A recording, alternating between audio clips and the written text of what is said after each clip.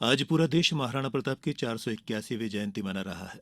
मध्यप्रदेश शासन के द्वारा भोपाल के मोतीलाल नेहरू स्टेडियम में आज राज्य स्तरीय कार्यक्रम के अलावा पूरे प्रदेश के सभी जिलों में विभिन्न कार्यक्रम आयोजित किए गए हैं।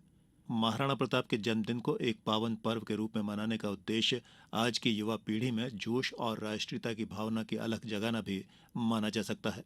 आज ही के दिन ज्येष्ठ मास की शुक्ल पक्ष तृतीया को 1540 ईस्वी में सिसोदिया वंश के राजा उदय सिंह द्वितीय और मां जयंताबाई के यहाँ बालक प्रताप का जन्म मेवाड़ की वीरभूमि कुंभलगढ़ में हुआ था। प्रताप सबसे बड़े युवराज थे।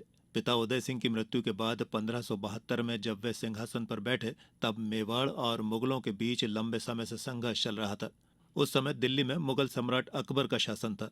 ऐसे में प्रताप को राज्य संभालते ही मुगलों से सामना करना पड़ा।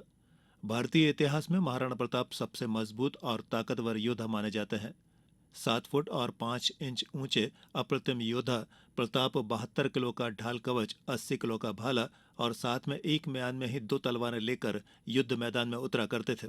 उनके शासनकाल में अकबर ने उन्हें कई बार शांति दूतों से अपना संदेश भेजा, पर उन्होंने अकबर का कोई भी प्रस्ताव स्वीकार नहीं किया। ऐसे में आखिरकार युद्ध का ऐलान हो ही गया। महाराणा प्रताप और अकबर की सेना के बीच 18 जून 1576 में हल्दी घाटी का भीषण युद्ध हुआ। अकबर के सेनापति मानसिंह के पास हजारों की संख्या में घुड़सवार और सैनिक थे, जबकि प्रताप के पास मुट्ठी भर सेना थी। सैन्य शक्ति कम होने के बावजूद प्रताप ने कभी भी सिर नहीं झुकाया और पूरी बहादुरी से अकबर की सेना का मुकाबला किया। युद्ध में हजारों सैनिक मारे गए। युद्ध के मैदान में महाराणा प्रताप का साथी उनका घोड़ा था चेतक। चेतक बहुत ताकतवर और स्वाभिमानी घोड़ा था। उसके मुंह के आगे हाथी की सूंड लगाई जाती थी ताकि दुश्मन को चकमा दिया जा सके।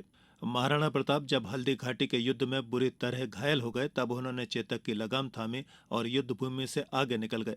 मुगल सेना ने उस दौरान उनका पीछा किया तो आगे जो 26 फीट का एक पहाड़ी नाला पड़ता था, वहां से उनके घोड़े चेतक ने छलांग लगाई और मुगल सैनिक पीछे रह गए। चेतक ने उस समय प्रताप की जान तो बचा ली, पर खुद शहीद हो गया। बाद में अकबर की सेना ने कुंभलगढ़ को घेर लिया, तब भी प्रताप ने मुगलों के सामने गठबंधन नहीं किया। उस समय भील सैनिकों ने 3 महीने तक अकबर की सेना को रोक कर रखा, पर प्रताप अकबर के आगे झुके नहीं। अकबर ने जब चित्तौड़गढ़ पर कब्जा किया तब भी महाराणा प्रताप ने मुगलों की सेना के सामने सर नहीं झुकाया। उस दौरान उन्होंने शपथ ली कि जब तक मैं चित्तौड़ के सम्मान को वापस हासिल नहीं कर लूंगा तब तक जमीन पर ही सोऊंगा और पत्तल पर ही खाना खाऊंगा। उन दिनों प्रताप अरावली पर्वत की पहाड़ियों पर गुफाओं और जंगलों में परिवार सहित रहे थे और जंगली बेर तथा कंदमूल खाकर किसी तरह गुजारा किया करते थे। एक बार प्रताप की पत्नी ने जब घास के बीजों को पीस कर रोटियां बनाई, उनमें से आधी रोटियां बच्चों को दे दी और बाकी बची हुई आधी रोटियां दूसरे दिन के लिए छिपा कर रख दी।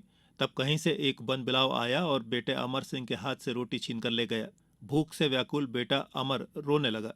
ये देखकर प्रताप की आंखों में आंसू आ गए और वे पत्र के जरिए अकबर की अधीनता स्वीकार करने की तैयारी करने लगे। ऐसे में अकबर के दरबारी कवि पीथल ने प्रताप को पत्र लिखा और उनके अंदर साहस तथा मनोबल को जगाया। ऐसे कठिन समय में उनके बाल सखा दानवीर भामा शाह ने मेवाड़ की अस्मिता की रक्षा के लिए अपनी पूरी जमा राशि प्रताप को सौंप दी। प्राप्त सहयोग से महाराणा प्रताप में दोबारा उत्साह जागा और उन्होंने पूरी सैन्य शक्ति संगठित कर मुगलों को परास्त किया और मेवाड़ राज्य पुनः प्राप्त कर लिया। महाराणा दरअसल गुरिल्ला युद्ध में भी पारंगत थे और उन्हें सैन्य प्रतिरोध के कारण लोकनायक का दर्जा भी हासिल था। मुगल सेना पर हमला करके वे सुरक्षित निकल जाया करते थे। लगातार 12 साल तक वे मुगल सेना का सामना करते रहे, पर कभी भी उन्होंने हार नहीं मानी। जब तक वे जीवित रहे अकबर से समझौता नहीं किया। 19 जनवरी 1957 को 56 वर्ष की आयु में प्रताप अमर शहीद हो गए। उनके निधन की खबर सुनकर अकबर की आंखों में भी आंसू थे। ये घटना जताती है कि अकबर भी प्रताप की वीरता का कितना सम्मान किया करते थे। महाराणा प्रताप के जीवन चरित्र की शौर्य गाथा से युवा पीढ़ी को ये सीख मिलती है कि कठिन परिस्थितियों में भी अगर अपना जीवन गुजारना पड़े तो धैर्य और साहस को नहीं खोना चाहिए। देश की एकता और अखंडता के लिए एकजुट होकर हमेशा आगे आना चाहिए। महाराणा प्रताप जैसे वीर योद्धा आज की युवा पीढ़ी के लिए बड़े प्रेरणा स्रोत हैं। ऐसे राष्ट्र नायक के आदर्शों का हमें हमेशा अनुसरण करना चाहिए।